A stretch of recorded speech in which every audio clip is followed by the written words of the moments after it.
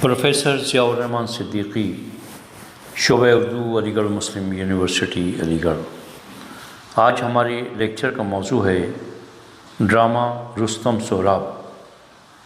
آغا حاشر کاشمیری کا یہ ڈرامہ اردو میں ایک تاریخی حیثیت کا حامل ہے۔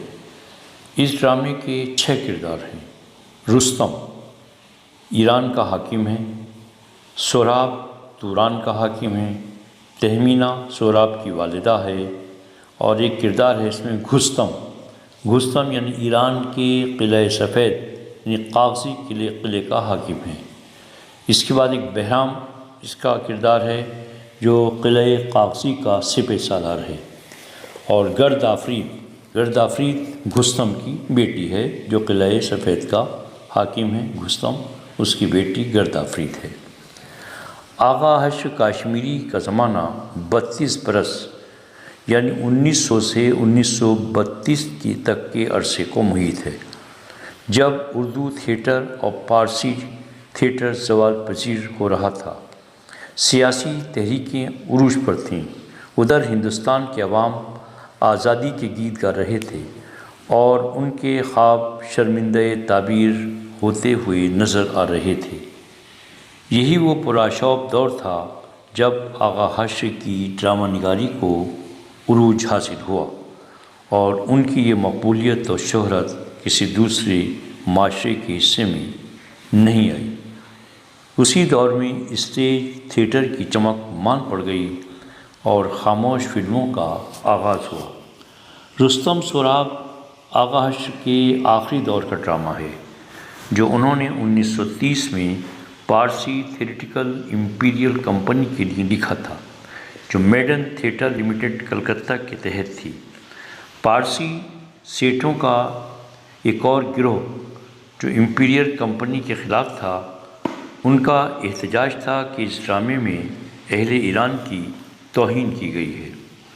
آغا صاحب نے اس کی غرض و غایت بیان کی اور اس کے ساز و سامان اور ملبوسات وغیرہ پر تقریباً 1 لاکھ روپے سے زیادہ خرچ کیے، اور کئی ماہ کی تیاری اور ریہرسل کے بعد بڑے نماگ سے اسٹیج کیا گیا، لیکن کمپنی کے مخالفین نے اداکاروں کو اپنے ساتھ سازش میں شریک کر لیا۔ نتیجے کے طور پر یہ آغا صاحب کی مرضی کے مطابق ڈرامہ کامیاب نہیں ہو سکا اور کمپنی کو بھاری نقصان اٹھانا پڑا، اور یہ افواہ پھیل گئی کہ ڈرامہ اسٹیج کے لیے ہرگز موزوں نہیں ہے۔ اس ڈرامے کو مقبولیت حاصل نہ ہو سکی۔ تاجر سیٹوں میں اتنی کثیر رقم خرچ کرنے کی دوبارہ ہمت نہیں تھی۔ اس کے بعد یہ ڈرامہ کبھی اسٹیج کی زینت نہ بن سکا۔ اس ڈرامے کا ایک حصہ رسالہ نیرنگ خیال لاہور کے سالنامہ 1930 میں عشق و فرض کے نام سے شائع بھی ہوا، جو آغا حاشر صاحب نے پروفیسر جمیل مظہری اور دیگر احباب کے مشورے پر اس مقصد کے لیے بطور خاص رستم سہراب سے اخذ کر کے ترتیب دیا تھا۔ آئیے اب ہم اس کے پلاٹ کے بارے میں گفتگو کرتے ہیں۔ رستم سہراب کا پلاٹ دیگر ڈراموں سے منفرد اور تاریخی نوعیت کا ڈرامہ ہے۔ اس کا جو پلاٹ ہے وہ دیگر اردو ڈرامے جو ہیں ان سے تاریخی اعتبار سے بالکل مختلف ہے۔ ڈرامے کا اہم اور مرکزی کردار رستم ہے، جو ایران کی سلطنت کا مالک ہے۔ اس زمانے میں ایران اور توران 2 طرح کی سلطنتیں تھیں۔ ایران کے علاوہ جو علاقہ تصور کیا جاتا تھا اسے توران کہا جاتا تھا۔ اس کی مثال عرب اور عجم سے دی جا سکتی ہے، یعنی عرب کے علاوہ دنیا کا باقی حصہ عجم کہلاتا تھا۔ رستم نہایت ہی جری، بہادر اور شجاع واقع ہوا تھا۔ رستم سمنگان ایران کی سرحد سے باہر توران میں واقع ایک سبززار ہے اور خوبصورت علاقہ ہے۔ سمنگان میں اپنی چند لشکریوں یعنی سپاہیوں کے اور سرداروں کے ساتھ خیمہ زن ہوا۔ وہ ایک سبززار کھلا ہوا میدان ہے اور وہ اپنے گھوڑوں کو وہاں باندھ دیتا ہے۔ چند دیہاتی رستم کے گھوڑے کو چرا کر لے جاتے ہیں۔ رستم کو جب یہ خبر ملتی ہے تو وہ آگ بگولا ہو جاتا ہے اور سمنگان کے بادشاہ کو جنگ کی دعوت دیتا ہے اور کہتا ہے کہ یا تو وہ میرا گھوڑا واپس کر دے، نہیں تو جنگ کے لیے تیار رہے۔ شاہ سمنگان رستم سے مقابلہ کرنے کی طاقت نہیں رکھتا اور وہ اس کو شاہی محل میں بلا کر خاطر مدارات کرتا ہے۔ اسی اثنا میں وہ یعنی رستم شاہ سمنگان کی بیٹی شہزادی تہمینہ کی خوبصورتی اور حسن سے متاثر ہو کر اس پر عاشق ہو جاتا ہے۔ نتیجے کے طور پر رستم سے تہمینہ کی شادی ہو جاتی ہے۔ رستم کچھ عرصے سمنگان میں قیام کے بعد ایران واپس لوٹ جاتا ہے۔ بعد ازاں کچھ عرصے بعد تہمینہ کے بطن سے ایک لڑکا پیدا ہوتا ہے جس کا نام سوراب رکھا جاتا ہے اور پھر وہ سوراب جوان ہو جاتا ہے۔ رستم نے رخصت ہوتے وقت تہمینہ کو سلطنت کی ایک مہر نشانی کے طور پر دی تھی اور یہ نصیحت کی تھی کہ کبھی یہ بچہ جو تولد ہو اس کی بازو پر یہ مہر میری نشانی کے طور پر باندھ دینا۔ اس زمانے میں ایران اور توران کے درمیان معرکہ ہو جاتا ہے، یعنی جنگ چھڑ جاتی ہے۔ ایران میں قلعہ سفید یعنی کاغذی قلعہ جو اس علاقے کا مشہور قلعہ تھا اور اس کا حاکم گھسطم تھا۔ گھسطم سوراب کی شجاعت اور بہادری کو دیکھ کر صلح کرنا چاہتا ہے، لیکن گھسطم کی بیٹی گردآفرید سوراب سے جنگ کرنے پر آمادہ رہتی ہے۔ بہرام خان جو قلعہ سفید کا سپہ سالار ہے وہ بھی سوراب سے صلح کرنا چاہتا ہے۔ اس طرح بہرام اور گردآفرید کے درمیان سخت کلامی ہوتی ہے اور گردآفرید بہرام کی بزدلی اور پست ہمتی پر ملامت کرتی ہے۔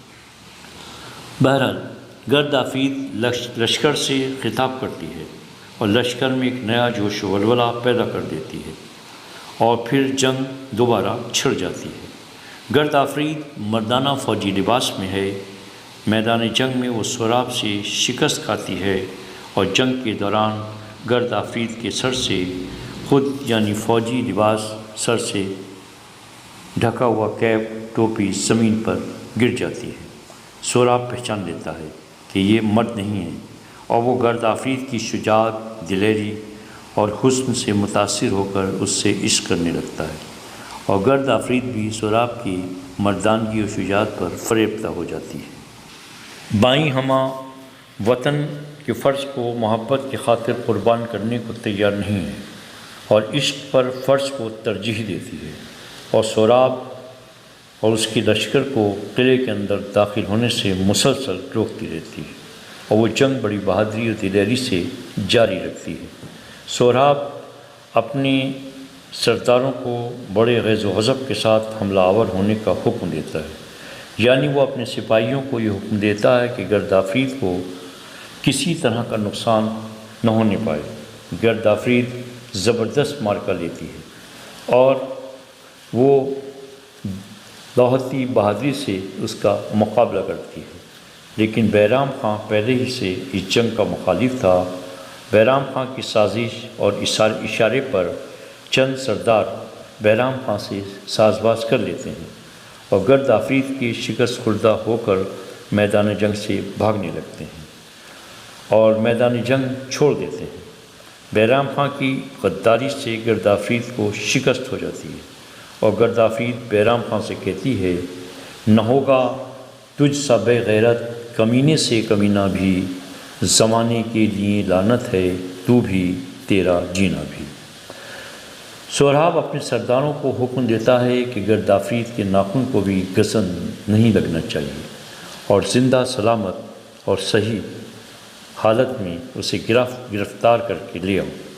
اسی دوران غدار بہرام خان گردآفرید کی پشت پر وار کر دیتا ہے اور وہ زمین پر گر جاتی ہے اور قلعے کا صدر دروازہ کھول کر بہرام سوراب کے لشکر کو اندر داخل ہونے کا راستہ کھول دیتا ہے، لیکن جب سوراب کو گردآفرید کے زخمی ہونے کا علم ہوتا ہے تو وہ پریشان اور بدحواس ہو جاتا ہے اور دیوانہ وار اسے تلاش کرنے کے لیے دوڑتا ہے اور رنج و غم کا اظہار کرتا ہے۔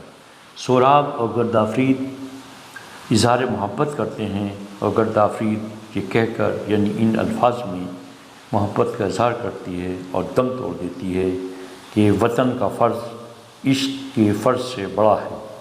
میں نے اپنے وطن اور قوم کی آزادی کے لیے جنگ کی، اپنے وطن کے دشمن سہراب سے جنگ کی، دل کے مالک سہراب سے نہیں۔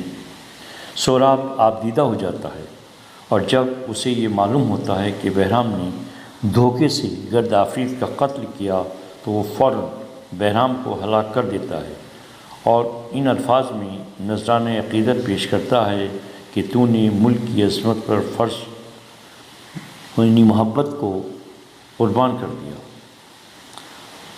ایران کی آنے والی نسلیں تیری قربانیوں پر فخر کریں گی۔ اس کے بعد رستم ایران کی شکست کا بدلہ لینے اس کی مدد کو آتا ہے۔ رستم اور سہراب کے درمیان زبردست معرکہ ہوتا ہے، دونوں میں گفتگو ہوتی ہے۔ سہراب کی تلوار رستم پر حملہ کرنے سے بار بار رک جاتی ہے اور وہ رستم سے کہتا ہے کہ اے بوڑھے، تو واپس چلا جا، میں جنگ ختم کرنے کو تیار ہوں، لیکن میدان کارزار گرم رہتا ہے۔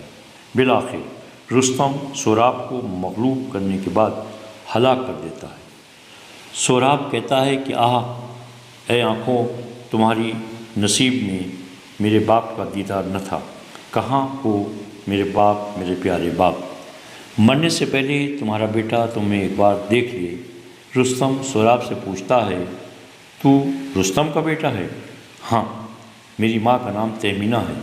رستم کو جب اس بات کا علم ہوتا ہے کہ وہ باپ بیٹے ہیں آپس میں، تو وہ سہراب کے بازو پر بندھی ہوئی نشانی یعنی سلطنت کی مہر کو دیکھتا ہے تو بیٹے سے لپٹ کر بے اختیار رونے لگتا ہے اور یہ کہتا ہے کہ مل گئی مجھ کو جو قسمت میں سزا لکھی تھی، باپ کے ہاتھ سے بیٹے کی قضا لکھی تھی۔ رستم کہتا ہے کہ جوانی کا چراغ آخری حصے لے کر بجھ گیا، بے رحم موت نے میری امید کی روشنی لوٹ لی، زندگی سہراب کے خون میں اور دنیا رستم کے آنسوؤں سے ڈوب گئی۔ دیوانوں کی طرح پکارتا ہے سہراب سہراب اور غش کھا کر گر پڑتا ہے۔ عشق پر فرض یعنی حب الوطنی ملک و ملت اور قوم کے تحفظ کو نصب العین تسلیم کیا گیا ہے۔ اس ڈرامے میں یعنی اس حد تک کہ فرض کی خاطر باپ بیٹے کو اور محبوبہ نے عاشق کو قربان کر دیا۔ آغا حاشر کے اس ڈرامے کو اگرچہ شہرت عام اور بقائے دوام حاصل نہ ہو سکا اور یہ ہمیشہ سے تنازع کا شکار رہا، لیکن دور جدید کے تقاضوں کے مطابق اس ڈرامے کی عصری معنویت اور قدر و قیمت میں اضافہ ہوا ہے، کیونکہ اس ڈرامے کا میسج صرف فرض ہے اور فرض کے بعد کائنات کی کوئی بھی شے اس سے بڑھ کر نہیں ہو سکتی۔ عشق پر فرض کی اولیت اور اہمیت کو اس ڈرامے میں واضح کیا گیا ہے۔